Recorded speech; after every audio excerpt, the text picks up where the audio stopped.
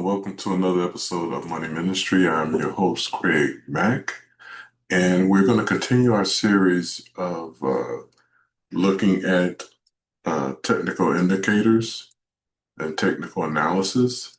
And today we're going to focus on the Fibonacci. For those of you who are new to my channel, welcome. Those of you who have already uh, been with me, welcome back as well. But for those of you that are new to the channel, this is the part where I try to establish my credibility for you so you can get to know me and understand that, get a feel for whether or not I'm legit and I know what I'm talking about. So what you're looking at right now is the year-to-date returns for this year. And so far this year, I have almost a 23.5% return. I am beating the S&P and the NASDAQ. Okay.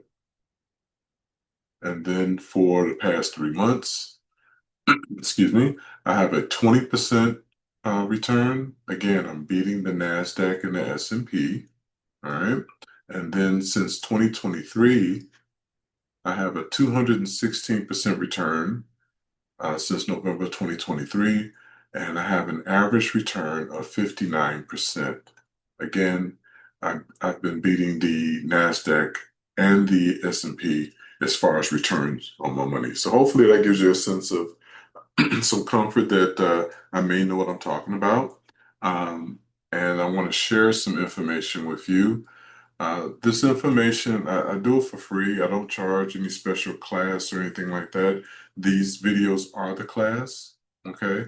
And what I do is I put them in a form like this, PowerPoint presentation, so that you can stop the video at any time just so you can read and go over the slides that I present. I don't read the slides per se verbatim. I don't drain the slides. However, I do try to summarize them, excuse me, as best I can so that you can read and go over them at your own pace. Okay, so with that, we're going to get into the Fibonacci retracement technical analysis guide. Okay, it's one of the most powerful technical analyst tools used by professional traders worldwide to identify precise entry and exit points in financial markets. What is Fibonacci retracement? Well, it's the technical foundation. It's based on a mathematical tool, uh, based on a sequence that have mathematicians have used to predict the support and resistance levels for stocks pullbacks. That's a predictive power, can give you an idea of where the stock may be going, where it may hit resistance, or where it may hit a floor if it's on a downward trend, or if it may hit resistance when it's on an upward trend. Key levels: 26, 38, 50, 61, and 78. That's the 50 level and the 68 I consider the golden uh, zones for a stock where it could reverse and then go upward or go downward at the biggest level or the largest amount. Okay. How they're drawn. Okay, you locate the swing low to swing high for upward trend and swing high to swing low for a downward trend over recent trading periods. Plot lines. Horizontal Fibonacci retracement lines the key percentage levels between the two extremes. I'm sorry, battling a cold here, so bear with me. But it does you can mark the key support and resistance levels.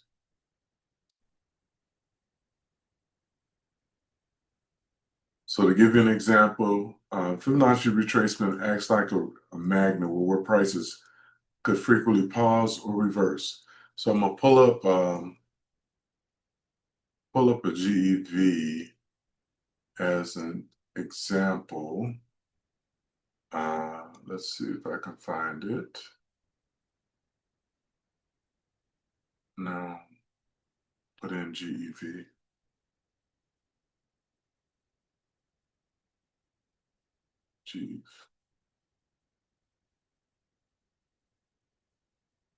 thought this would be a good chart for you to look at just to see an example of it. Okay, so here, you see I started tracing it back to January. Um, But when I started tracing, it was already in the golden zone, that 50 to 68, you can see here. And you see the big move that it had once it was in that zone, okay? But it hit resistance around the 62% mark, and then it kind of went sideways from there. And then finally, again, it took off from here. So now it's at its high point, okay? And so there's a good chance now, high percentage chance, that it is going to reverse back downward and find or establish a new floor level at this point. You also see here with the stochastic, for those of you that have been following me through this technical analysis series, the stochastic is in the overbought zone. And then you also have your relative strength line is also in the overbought zone. So there's more risk to the downside. And again, let me just pause right here. I forgot to do the legal ease part to make the lawyers happy. I am not a financial advisor. This is just for educational purposes only. Okay. So that I'm trying to help people to understand the stock market and the tools that are used so that you can become a better long-term trader. Okay. For those of you that are new to the channel, this is a part of a series. And what you do is you can go back through the playlist to the very beginning and work your way through those so that you can better understand the content that I'm presenting. Each episode builds on the previous. So again, I'm continuing a series of technical analysis with this one. Okay, we're almost at the end of that part. Okay, so that is how they're drawn. That's how it's drawn, and these are the different zones that it represents. Right now is at the highest point, GEV is, and so there's a good chance that it's going to reverse its trend because it's at an extreme level and it's overbought. So there's more risk to the downside for this one. Okay. Entry, stop, loss, targets. So again, it identifies entry points um, where you might want to buy, where you might want to sell, where you might want to wait, okay, before entering.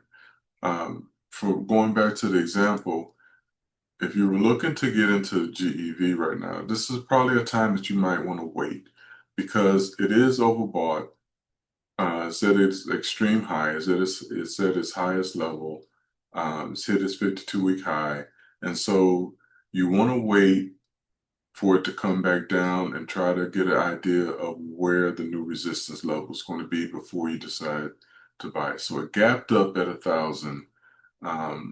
It may, since it was hovering around this point, this was like a little bit of a resistance level before they reported their earnings, which were outstanding, by the way. But there's a good chance that it may cool off. Folks may take some profit, and it may come back down to this $1,000 level again, just to test it to see if this is going to be the new floor for it. Okay. All right. So yeah, 100%. This is where GEV is at right now. It's at the 100% level. And so it may reverse, like I said before. All right. The golden zone, that's between the 50 and 60 um, zones that are on the Fibonacci chart. So let me just point those out again for you. So this area right here, this 50 to 60, that's where it went sideways for a while and started climbing up through it, and then it took off from there. So that's what they're talking about when they said the golden zone. It's the 50 and the 60. Those are considered the golden zone. That's where they say the stock will make its biggest jump in gains. So this would, if you find a stock that you charted on the Fibonacci and you see that it's in this area, there's a pretty good chance that it's going to go up, and this is where you will make your most profit from this at this level.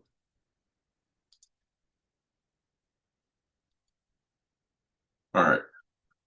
Fibonacci, combine it with other indicators, your candlesticks, your moving averages, your momentum, just like I was showing you here.